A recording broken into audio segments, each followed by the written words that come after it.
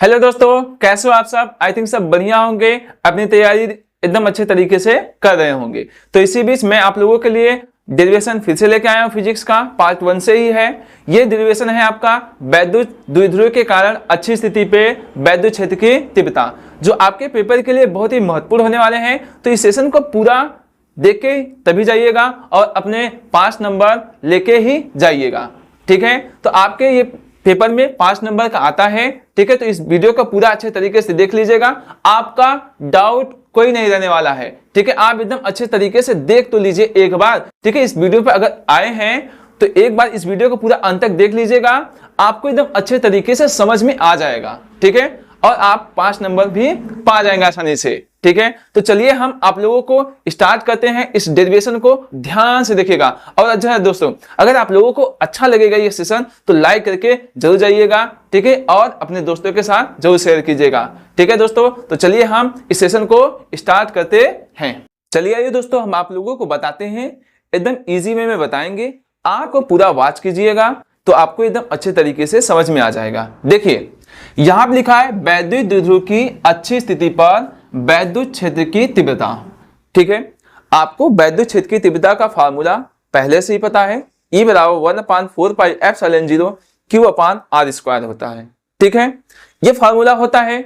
अब देखिए हमको यहाँ पे दिखाना है वैद्युत द्विध्रुव पे और उसकी अच्छी स्थिति पे हमको दिखाना है वैद्युत क्षेत्र की तीव्रता।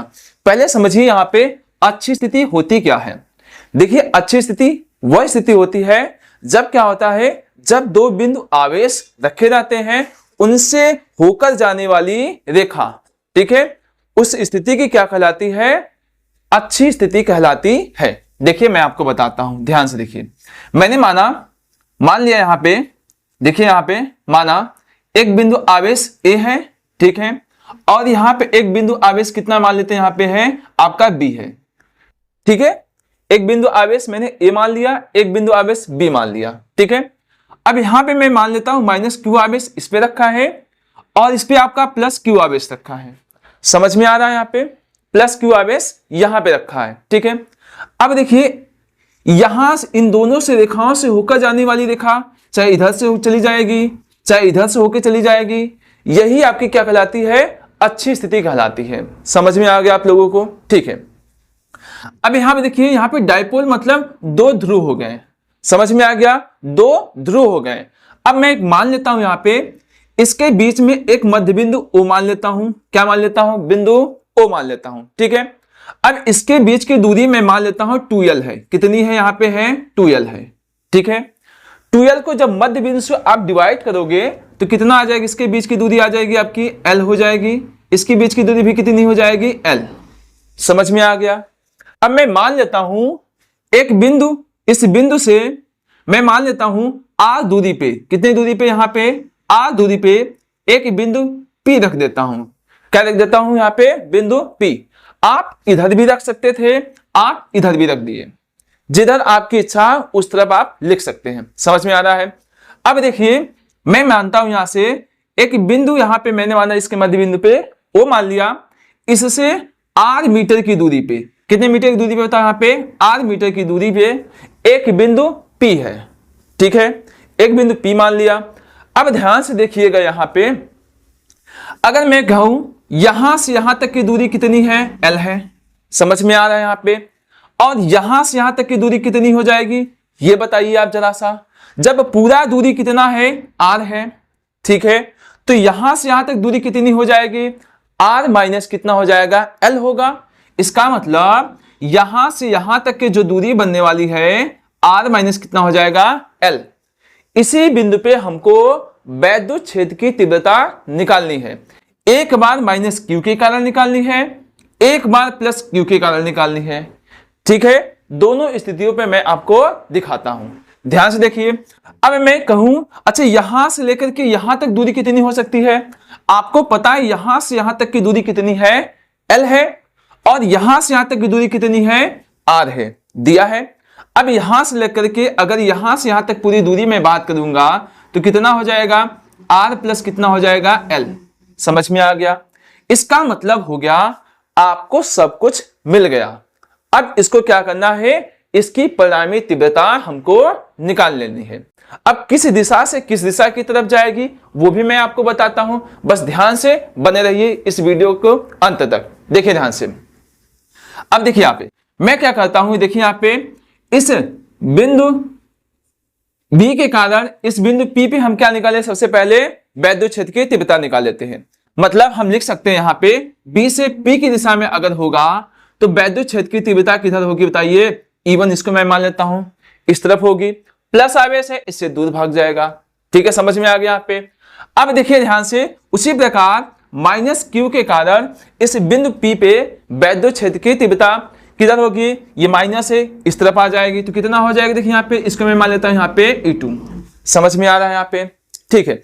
अब चलिए इतना चीज हम लोगों को मिल गया, अब यहाँ पे क्या निकालना है हमको बताओ, यहाँ पे वैद्युत क्षेत्र की तीव्रता हम लोगों को निकालनी है। चलिए सॉल्व करते हैं एकदम अच्छे से। अब आ गया, देखिए मैं लिखता हूं, यहां देखिए सबसे पहले प्लस Q के कारण बिंदु P पर वैद्युत क्षेत्र की तीव्रता, ठीक है, तीव्रता। आइए यहां पे देखिए ध्यान से, अब कितना हो जाएगा ध्यान से देखिए। फार्मूला होता है, देखिए मैंने क्या माना यहाँ, इसके कारण क्या माना है, E1 मान लिया है, ठीक है। कितना होता है 1/4πε0 होता है, और यहां पे मैंने क्या माना है Q अपान कितना होता है R²। मैंने R को क्या माना है आप बताइए, यहाँ पे R माइनस L मान रखा है, तो कितना हो जाएगा R माइनस L का कितना हो जाएगा होल स्क्वायर। आ गया यहाँ पे, ठीक है। अच्छा, इसकी जो दिशा है बताइए कहां से कहां तक है, B से P की तरफ है। किसकी तरफ है, B से P की तरफ। समझ में आ गया यहाँ पे। आइए इसको समीकरण कितना मान लेते हैं हम लोग, 1। समझ में आ गया, समीकरण कितना मान लेते हैं 1। अब उसी प्रकार से हम देखेंगे माइनस Q के कारण बिंदु P पे वैद्युत क्षेत्र की तीव्रता। आइए लिखिए यहाँ पे माइनस Q के कारण बिंदु P पर वैद्युत क्षेत्र की तीव्रता, ठीक है। कैसे देखिए यहां पे हो जाएगा E2 बराबर, क्यों, क्योंकि इसके कारण वैद्युत क्षेत्र की तीव्रता इस दिशा में थी, यहां पे E2 मैंने मान लिया है। चलिए अब कितना हो जाएगा देखिए ध्यान से, 1/4πε0। अब देखिए यहां पे आवेश कितना है, माइनस है, तो माइनस कितना हो जाएगा देखिए यहाँ पे Q। R का मान कितना होगा, देखिए मैंने यहां से लेकर के यहां तक माना है R प्लस L, यही होगा। तो लिखिए यहां पे R प्लस L का होल स्क्वायर। आ गया। अब जो इसकी दिशा है P से किसकी तरफ है, A की तरफ है। दिशा इसकी किधर है बताइए, यहाँ पे P से A की तरफ। समझ में आया यहाँ पे। चलिए मैं मान लेता हूं समीकरण कितना हो जाएगा यहाँ पे 2। आया समझ में, ठीक है। अब मैं मानता हूं यहां पे देखिए निकालते हैं परिणामी वैद्युत क्षेत्र की तीव्रता, ठीक है। यहां पे कैसे निकालेंगे ध्यान से देखिए, कितना हो जाएगा E बराबर E1 प्लस कितना हो जाएगा E2। समझ में आ गया यहाँ पे। चलिए मैं मान लेता हूं यहाँ पे समीकरण इसको 3 मान लिया यहाँ पे। अब ध्यान से देखिए आप जरा सा, समीकरण 1 और समीकरण 2 का मान इसमें रख दे तो हमारा काम बन जाएगा। चलिए लिख देते हैं यहाँ पे, देखिए समीकरण 1 व समीकरण 2 का मान समीकरण 3 में रखने पर रख दे यहाँ पे, ठीक है दोस्तों। देखिए ध्यान से, तो E बराबर कितना हो जाएगा, E1 की जगह इतना लिख सकते हैं यहाँ पे। चलिए लिख देते हैं, कितना हो जाएगा 1/4πε0 Q अपान R माइनस L का होल स्क्वायर, यही हो जाएगा। अब Q2 का जो मान आया है, E2 का मान कितना है, यहाँ पे है, कितना है 1/4πε0 Q अपान R प्लस L का होल स्क्वायर, यही हो जाएगा। अब देखिए जो कॉमन मिलेगा उसको हम कॉमन ले लेंगे।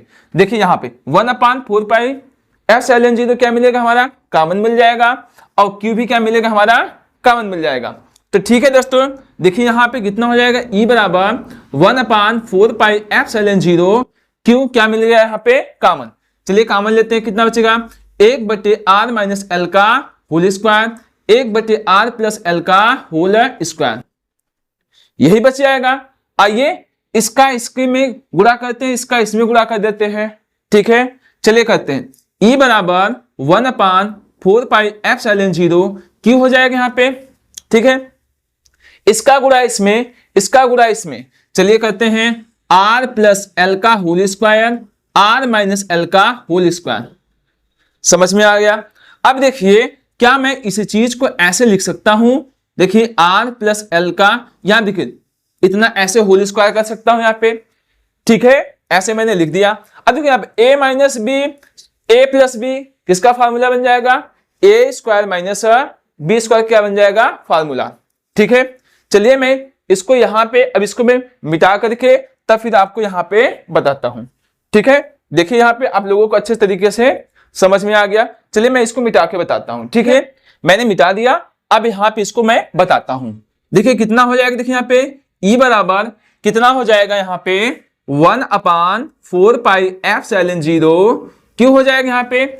यहाँ पे देखिए ध्यान से जरा सा, चाहे a प्लस बी का होल स्क्वायर लगा दीजिए फार्मूला, यहाँ पे a माइनस बी का होल स्क्वायर फार्मूला लगा दीजिए, या आपकी इच्छा है a square minus B square का फार्मूला लगा दीजिए। ठीक है, तो चलिए हम क्या कर देते हैं यहाँ पे, देखिए कितना हो जाएगा, इसको मैं मान लेता हूं यहाँ पे a square plus B square plus कितना होता है 2ab, यही मैं फार्मूला लगा देता हूं। ठीक है, अब यहां भी ऐसे फार्मूला लगा दीजिए, कितना हो जाएगा देखिए यहाँ पे, अब देखेंगे तो कितना हो जाएगा a square plus B square minus कितना 2rl हो गया। समझ में आ गया यहाँ पे। ठीक है, अब देखेंगे आप यहां से पहले कोष्टक में a माइनस बी, दूसरे कोष्टक में a प्लस बी, किसका formula a square minus B square क्या हो जाएगा फार्मूला, और यहाँ कितना स्क्वायर है तो यहाँ पे स्क्वायर आ जाएगा।